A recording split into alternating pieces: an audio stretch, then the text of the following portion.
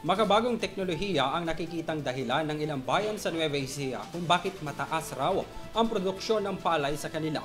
Malaking tulong din daw ang mga research agencies na sakop ng Science City of Muñoz. Panoorin ang detalye sa aking report.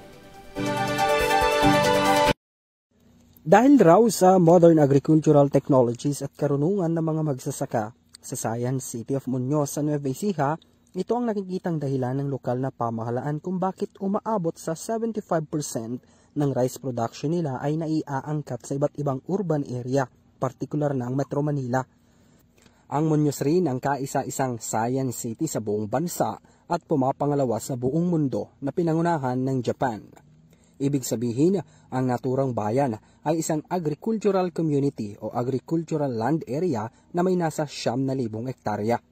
Kaya naman ang mga magsasaka rito ay sagana sa kaalaman at technological equip sa tulong na rin ng iba't ibang ahensya ng gobyerno na nasa kanilang bayan, gaya na lamang ng Philippine Rice Institute, Central Luzon State University, Bureau of Fisheries and Aquatic Resources, Philippine Carabao Center at iba pang ahensya na may kinalaman sa agricultural farming. Bukod rito, namamahagi rin ang lokal na pamahalaan ng mga baboy bilang suporta na rin at pag-alalay sa mga apektado ng African Swine Fever o ASF.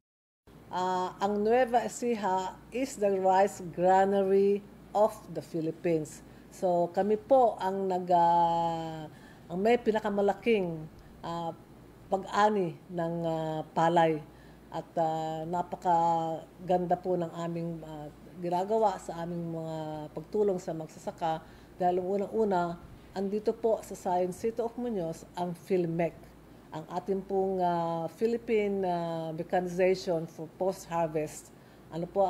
Dito po ang pinaka-main office ng Philippine Rice Institute. So ibig sabihin po, nandito po lahat ang ating mga magagaling na mga scientist when it comes to para lalong gumanda ang ani po ng palay. Naniniwala rin sila na magagawa ng pamahalaan na ibaba ang presyo ng bigas basta't mabigyan ng konkretong suporta ang mga magsasaka. Yung RPS, yung Rice Processing System namin i-establish, we plan to build this one into, kung po pwede, sinasabi ko nga, as panimula, pag nag-operate na po yon, lahat po ng farmers namin, especially sisimulan namin sa ating mga empleyado, pagka nagkaroon po kami ng pondo, isa-suggest po namin sa ating local government unit that we could buy the product of our employees, farmer employees, ng 50 centavos higher than the prevailing price in the market. Para po may ma-process kami. And then, it will go, pati sa mga farmers natin, darating ang araw, we will be 50 centavos higher. The local government will buy their product 50 centavos higher than the prevailing price ng mga nasa traders. Kaya naman, kumpiyansa ang alkalde ng bayan na hindi sila napag-iiwanan, lalo na sa modernong panahon.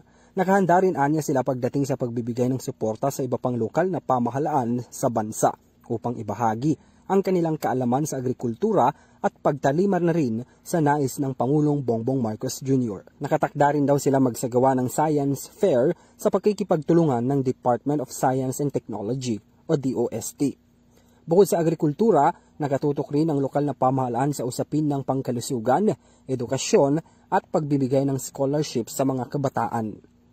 Para sa EuroTV News, ako si Henry V.